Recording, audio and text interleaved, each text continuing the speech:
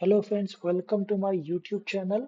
आज हम बात करने वाले हैं कि डीडीए के स्टेनोग्राफर में जो उसका स्किल टेस्ट और टाइपिंग टेस्ट होने वाला है, उसका क्या प्रोसेस है। क्या दोनों एक ही दिन होंगे या अलग-अलग दिन होंगे? मिस्टेक्स कैसे काउंट होंगी? टाइपिंग टेस्ट के लिए स्ट्रेटजी क्या होगी? और स्किल टेस्ट और टाइपिंग टेस्ट क्या सेकेंड और थर्ड मार्च को ही होंगे? और साथ ही साथ आपकी टेस्ट सिटी क्या होने वाली है?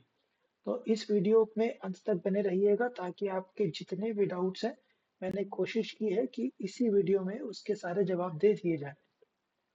अगर इस वीडियो के बाद भी कोई क्वेश्चन रह जाता है तो आप कमेंट सेक्शन में पूछ सकते हैं, आपको उसका जवाब दे दिया जाएगा। तो चलिए बिना देरी किए शुरू करते हैं।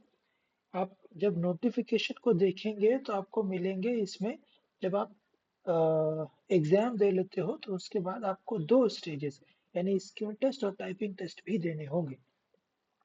जब आप स्किल टेस्ट की बात करते हो तो आपको इसमें साफ-साफ बताया गया है कि आपको कैंडिडेट्स को 10 मिनट की एक डिक्टेशन बोली जाएगी 80 वर्ड्स पर मिनट की स्पीड से, और उसको आपको कंप्यूटर पे ट्रांसक्राइब करना होगा।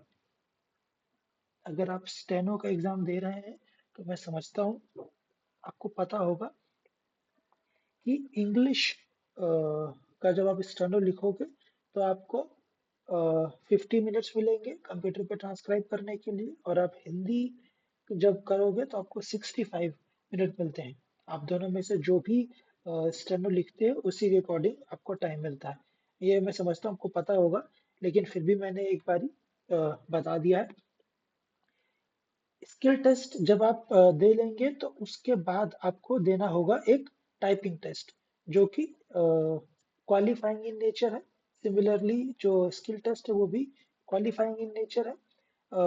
टाइपिंग टेस्ट 10 मिनट का होगा, और स्किल टेस्ट अगर आप पहले कभी दे चुके हैं तो आपको पता होगा कि इसका क्या प्रोसेस होता है। मैं जल्दी से एक बार बता देता हूँ। पहले आप जब अपना जो भी आपका डिक्टेशन रूम है, जब आप वहाँ जाते हो तो आपको बिठाया जाता है, आपको आपका सिस्टम वगैरह चेक करने के लिए दे दिया जाता है। थोड़ी देर के लिए एक विंडो होती है जहाँ आप अपनी तमाम चीज़ें चेक कर सकते हो, देख सकते हो। कोई प्रॉब्लम है तो कीबोर्ड चेंज करा सकते हो आप। अदरवाइज आप थोड़ी देर आपको वहाँ बिठाया जाएगा। फिर उसके बाद आपको लॉगिन करा दिया जाता है। लॉगिन कराने के बाद आपको आपकी जो भी कॉपी है जिस पे आप ये लिखने वाले हो वो आपको दे दी जाएगी, और कुछ बेसिक फॉर्मेलिटीज होती हैं, उसे पूरा करने के बाद आपको एक मॉक डिक्टेशन बोली जाती है, जो अप्रोक्सीमेटली 2 मिनट की होती है। मॉक डिक्टेशन को आपको कुछ जगहों पर लिखाया जाता है, मतलब कुछ जगहों पर लिखने दिया जाता है, जबकि कुछ जगहों पर मना कर दिया जाता है कि आपको इसे लिखना नहीं है, क्योंकि वो सिर्फ ऑडियो चेक करने के लिए होता है कि आपको ऑडियो सही से सुनाई दे रहा है या नहीं। अगर आपको इसमें कोई प्रॉब्लम होती है तो अपने इन्विजिलेटर से कांटेक्ट कर सकते हो, और आपको आपकी सीट चेंज करा दी जाती है ताकि आप सही से सुन पाओ, और अगर किसी वजह से स्पीकर में कोई प्रॉब्लम है तो उसको भी फिक्स किया जाता है, ठीक कर लिया जाता है। थोड़ी देर बाद आपको वापस से एक बेसिकली आपको टाइप करने के लिए टाइम दिया जाता है कि आप चेक कर लो कि आप टाइपिंग सही से कर पा रहे हो या नहीं कर पा रहे हो। कुछ जगहों पर ऐसा होता है कि पहले आपको मेन डिक्टेशन बोल दी जाती है। 10 मिनट की डिक्टेशन आपको बोल दी जाएगी, आप उसे लिख लोगे।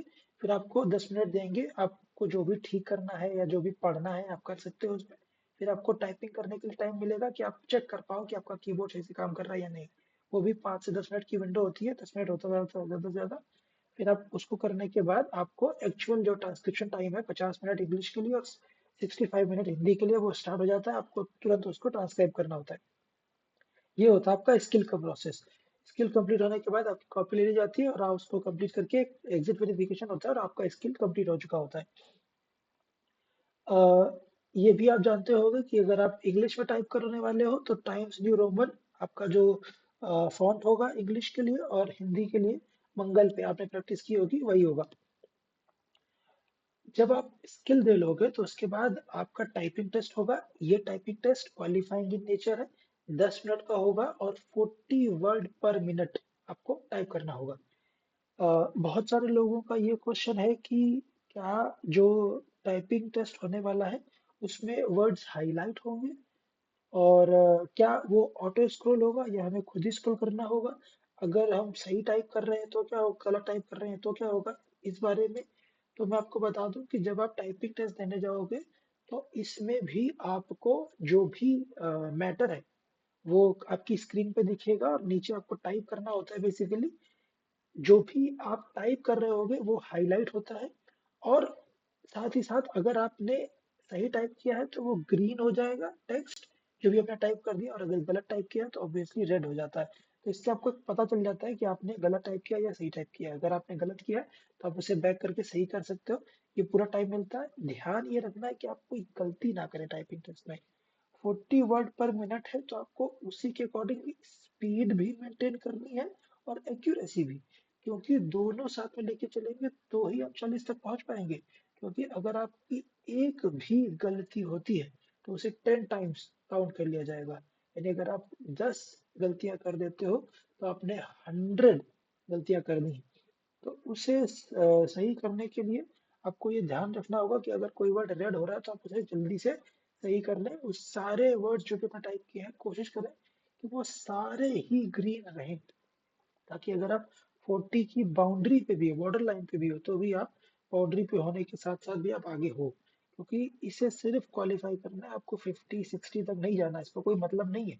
अगर आप 50 टाइप करते हो तो आप उसी के अकॉर्डिंग टाइप करे जा रहे हो, एक दो गलतियां हो गई उस पर मत ध्यान दीजिएगा। कोशिश कीजिएगा कि आप सही ही टाइप करें। अगर आप 40 की स्पीड है आपकी तो भी मैं कहूँगा आपको घबराने की जरूरत नहीं है, क्योंकि 40 ही चाहिए। वहां पर थोड़ा सा प्रेशर होता है, मैं समझता हूँ उस चीज को।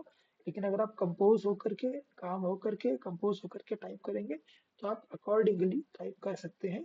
40 वर्ड पर मिनट इसे सिर्फ क्वालिफाइंग इन नेचर ही रखा गया है।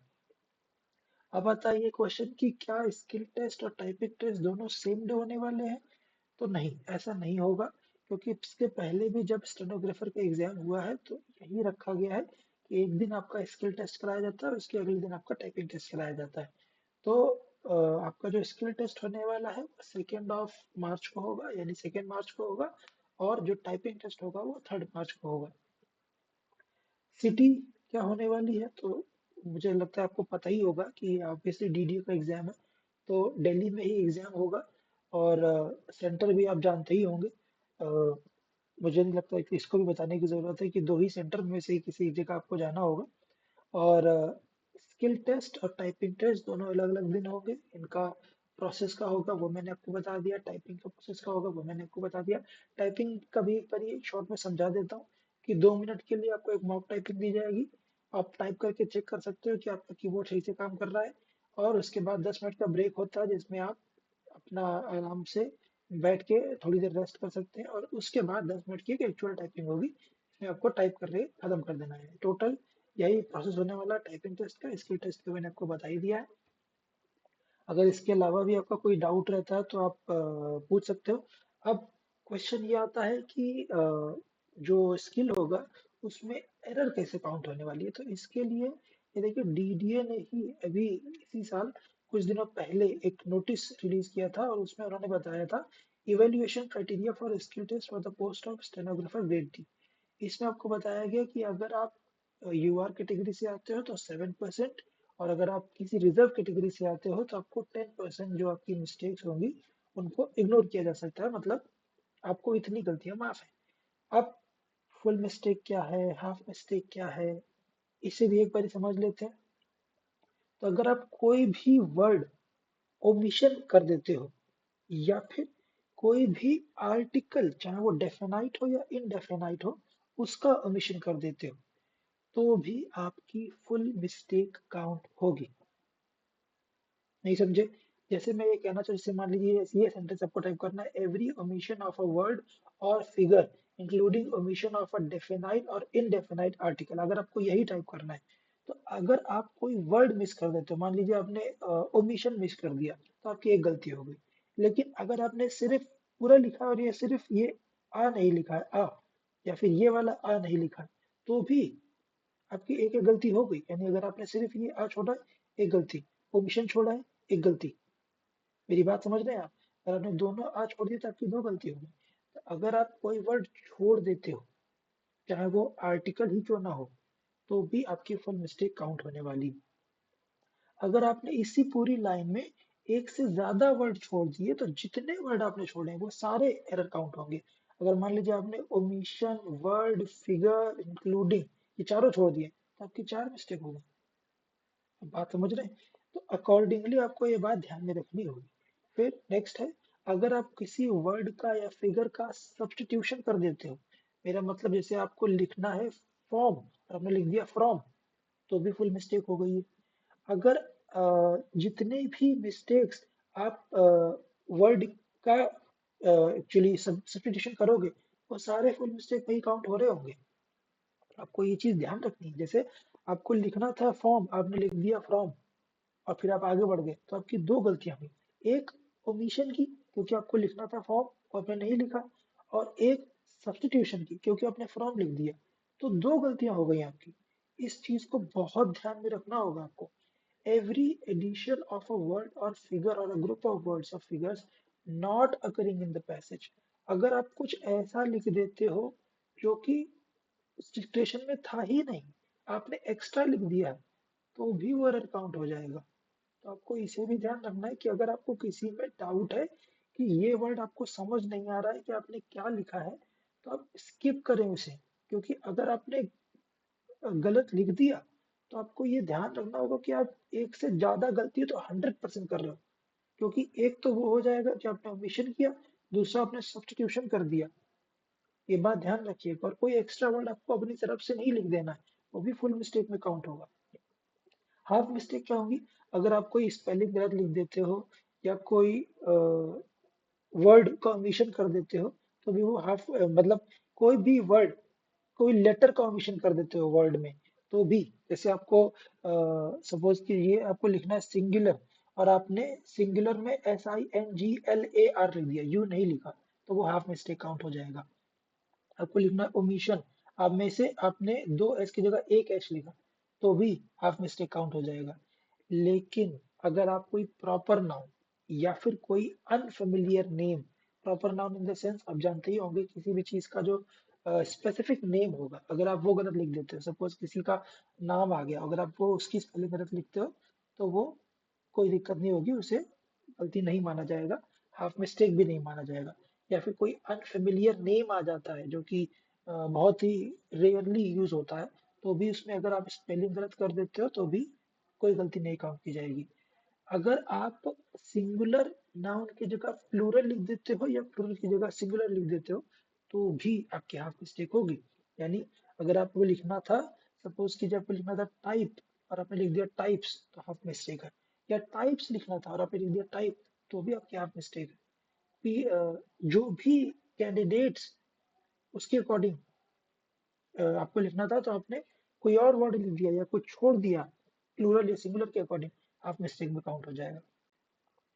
अगर आप सेंटेंस जहाँ खत्म हो रहा है तो आपको ये पता होगा कि उसके बाद जो फर्स्ट वर्ड होगा उसका फर्स्ट लेटर कैपिटल होता है, तो आपको कैपिटल लेटर और स्मॉल लेटर की जो मिस्टेक होगी उसकी भी हाफ मिस्टेक काउंट की जाएगी। बस इनके अलावा अगर आप और कोई गलती करते हो तो उसे काउंट नहीं किया जाएगा। यही गलतियां आपको ध्यान रखनी होंगी बस। इसके अलावा आपको अच्छे से टाइप करना, बाकी और कोई झंझट नहीं है इसमें। अगर आप एक से ज्यादा एरर किसी सिंगल वर्ड में कर देते हो, जैसे मान लीजिए आपको लिखना था स्पेलिंग, आपने स्पेलिंग में ESPE की जगह ए लगा दिया, डबल एल की जगह सिंगल एल लगा दिया, तो आपकी दो एरर नहीं है, एक ही एरर काउंट हो रही है यहाँ पर। आप बात समझे? मतलब अगर आपने एक वर्ड में एक से ज्यादा एरर कर दी है तो वो एक ही एरर काउंट होगी, इससे ज्यादा एरर काउंट नहीं होगी। इसके अलावा जितनी भी एरर पे चीजें हैं वो आपको यहाँ बता दी गई है। इसके अलावा और कुछ एक्स्ट्रा नहीं है जो आपको इसको परेशान नहीं होना इसके लिए। बाकी यही सब यहाँ बताया गया कि कौन सा फॉन्ट होने वाला है, कैसे क्या होने वाला है, ये ध्यान रखिएगा। अगर आप UR कैटेगरी से आते हैं तो 7%, अगर आप किसी रिजर्व कैटेगरी से आते हो तो 10% मिस्टेक्स आपको छोड़ दी जाएंगी, आपको काउंट नहीं किया जाएगा। इसके अलावा आपको ध्यान रखना है बाकी सभी चीज़ों का। इस वीडियो में मैंने कोशिश की है कि आपके सारे सवालों के जवाब दे दिए जाए। अगर आपको कोई भी और डाउट रह गया है जो आप पूछना चाहते हो तो आप कमेंट सेक्शन में पूछ सकते हो। और अभी के लिए थैंक यू।